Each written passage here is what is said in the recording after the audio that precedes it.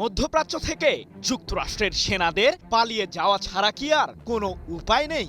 তবে কি ইরানের মিসাইল হামলার সামনে টিকতেই পারছে না মার্কিন সামরিক বাহিনী? কারণ ইরানের সর্বোচ্চ নেতা মোস্তফা খামেনি হুঁশিয়ার করেই জানিয়েছেন, যুক্তরাষ্ট্রকে উচিত শিক্ষা দেওয়ার জন্য নিজেদের প্রতিরোধ ফ্রন্টগুলো সহ তৈরি ইরানিরা।